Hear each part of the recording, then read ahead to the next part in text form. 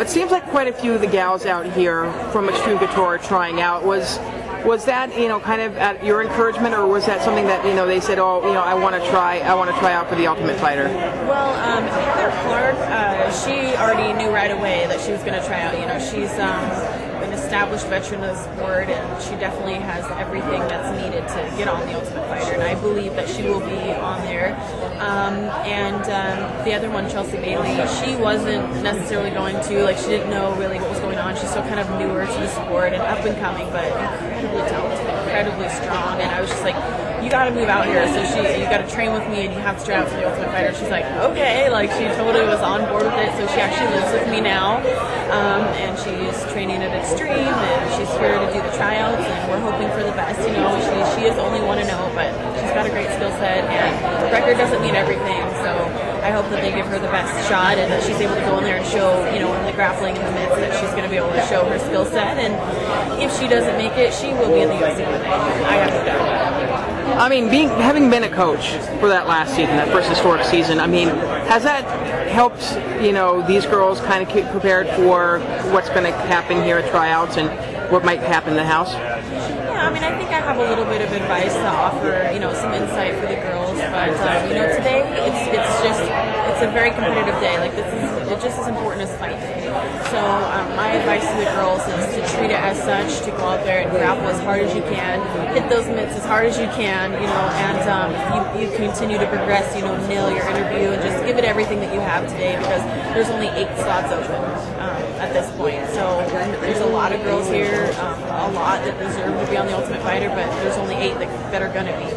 And so with that being said, they just got to give it their best shot they have. And if the girls do make it on the house, we have a couple months to prepare. So we can definitely talk more about what it's going to be like. But we're not trying to get ahead of ourselves. Just trying to get the girls just encouraged and just focus on the moment, be in the here and the now, do the best that you can, and we'll take it from there.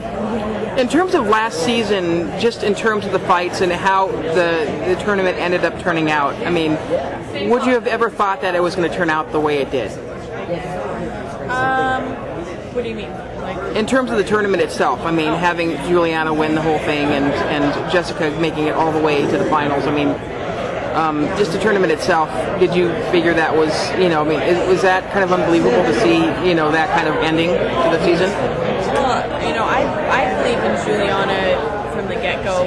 There's a reason why she was my #1 pick, and it wasn't based on the friendship that we have. It was based on the belief that I have in her, and she's still young in this sport. So the fact that she's so successful at such an early age and an early stage in her career just leads you to believe that she's going to be a force to be reckoned with for quite some time. I know she's healing off that knee injury right now, but she's working really hard to make a full recovery. And I believe that she'll do that. But the whole show was just interesting, having the guys and girls in the house together, and the way that it all turned out. I'm really proud of both of the winners. Holdsworth and Juliana. The fact that they represented the team so well, and they were so disciplined in the house, dedicated. It was cool to see them be so successful. Yeah. Now, any advice for these girls going into the house, or going out for tryouts? I mean, is there any advice that you would give them? Yeah, just like I said earlier, that this is not a day to be relaxed. Today's the day to be on your A game. It's just as important as if you had a full-on MMA fight or your first UFC fight. I mean, this is what is gonna.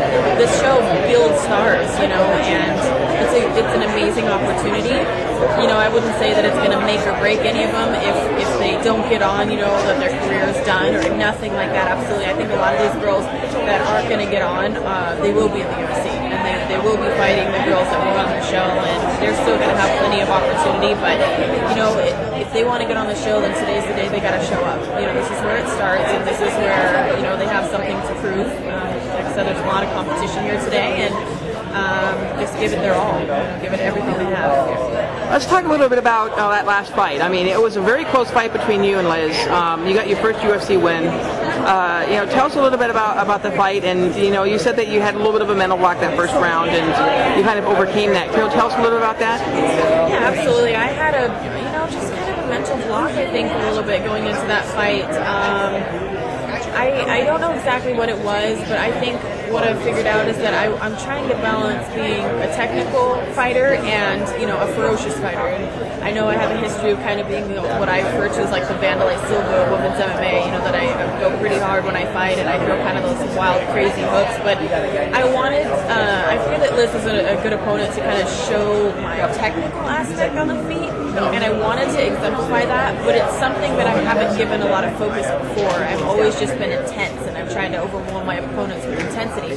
And so going in from that to like being technical, it just caused me to think a little bit too much in the first and the second round. And you know, there's no excuse for it. You know, it was my fault. I should have, even if I'm going to be technical, I can still be, you know, ferocious and have a tenacious pace. But I just got in that thinking mode, and it's just different. And there's a clear cut between like thinking and reacting. And when you're just reacting, that's when I fight the best. And it just took me a minute to realize that I was just pacing myself too much and thinking too much, and that I needed to just push the go button and just, you know, fight like Miesha Tate does, you know. And it just took me that, you know, I'm learning. I'm trying to develop myself as a fighter. I'm trying to grow. I'm trying to become a better fighter. And I was trying something new in a fight. And sometimes, you know, you don't get the best results when you do that, but that's how you grow.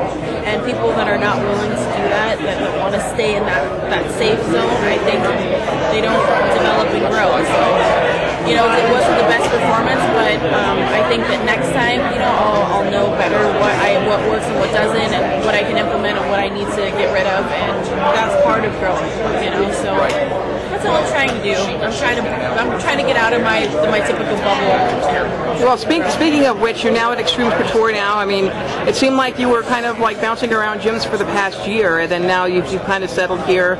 You're actually planning roofs. You're buying a house here in Vegas and being a part of Xtreme Couture. What's it like for you to kind of have like a nice, you know, one single home base now?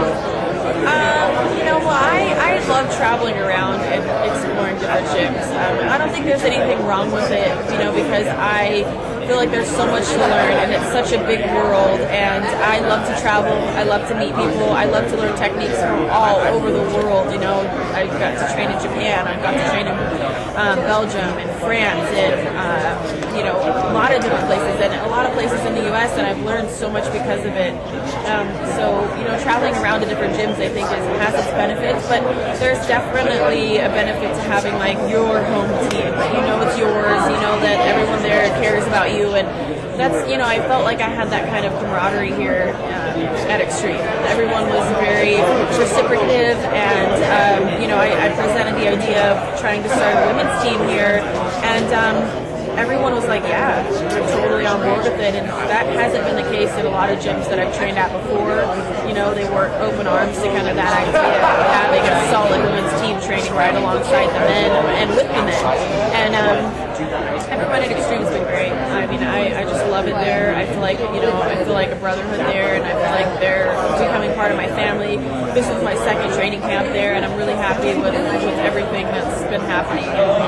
So that's exciting, you know, to have that. And yeah, Xtreme's definitely turned the corner, and we're putting together a really good team, not only of guys, but of girls. Yeah, I was going to mention that you know, when we saw Xtreme Couture last year, they were really in a kind of a bad pickle, and they were just starting to rebuild their team. And having you over there now with Heather and the girls over there, I think it's very motivating to see that some of these gyms are starting to think, you know, let's get a women's team in there. I mean, MMA Lab's kind of following suit; they're starting their own team as well. But I mean, you know, there's got to be a little bit of pride that you're trying to build this team. You know, these girls that are going to be coming up, you know, right behind you, kind of mentoring these people like you did on the Ultimate Fighter. Yeah, honestly, Xtreme Couture kind of fell off for a little while. You know, after Randy retired and left, and you know, kind of the bad rap that like there wasn't anyone training there, and that's accurate. But they've completely turned it around. You know, it's under new management. Eric Nixick has done an amazing job of, you know, putting a team of coaches together that are going to draw fighters in there. We have Robert Follis as like one of the head MMA coaches. He's from Portland, so I know him prior to training here, and he's one of the main reasons that I really decided to kind of put roots down here is because I love his coaching style. I really like working with him. You know, he's not only a great technical coach, but he's a great mental coach as well, which is always nice to have that both in coach. You know, mental is just as important as the physical. And yeah, the team's great. I mean, the guys team is actually really big now, and we've got a lot of good guys in there. And we've had up to like 8 or 9 girls training at one time in the room, which is pretty unheard of. There's not a lot of solid teams, and they're all really good. You know, there's no slouches in there, so that's awesome. And I'm encouraging more girls to come out. I'm recruiting hardcore. You know, telling them they can live with me for a little while if they want to, because I do want to build that. That's my vision. I want a really solid, strong team of women. Now, I heard that Alex Chambers was there a couple weeks ago. She's coming back in for the medicals for the Tough coming up this week as well. But she just popped in right over here. What? She's right there. She's right behind me? Yeah, she just walked in. I'll have to get a quick interview with her. But I mean, what's it like to have her in the gym, and kind of tell us the situation? How did she kind of hook up with you guys? Well, she actually knew Robert Follis as well. I think that he went over to. Is it Australia that she's from? Yeah. Australia?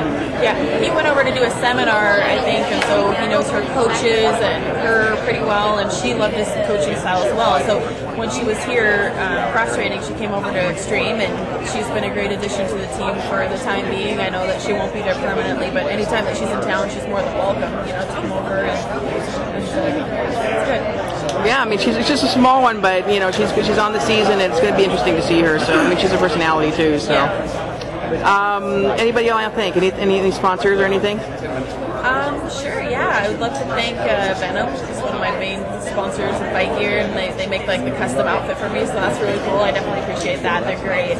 And I'd also like to thank Affliction. They have been awesome. They made my signature Cupcake Tate shirt, which I absolutely love, and just good people. You know, they're really awesome. There's a few other sponsors that I definitely thank for sponsoring me in my last fight. Yeah, and it's everyone being here, being so supportive. My friends, my family, my coaches. You know, I got to thank my gym at Xtreme Couture, thank Robert Paulus, thank Brian Caraway. You know, Brian is definitely my rock. He's the one that kind of does it all, and you know, he does it all behind scenes and closed doors, so you know, he doesn't get the credit that's due, but he's been there since the very beginning of my career. And the truth is, I know a lot of people hate on him for whatever, you know, crap that Rhonda says, but honestly, if it wasn't for him, like, I wouldn't even be in LA. Like, I wouldn't be here talking to you right now. I wouldn't, you know, like, the credit, definitely, he deserves the credit. And, you know, I love him to pieces, so I don't care what anybody else says. You know, he's a really good man, and it takes a strong man to date me. So all these guys that are like, hey, you know, I would love to date you, should say, like, dude, you couldn't last a day. You wouldn't last a day in Brian's shoes. So just a big thank you to him for getting me involved in MMA and being there for me, like, literally every step of the way. Any word on your next fight? Anybody in particular that you want to fight next fight?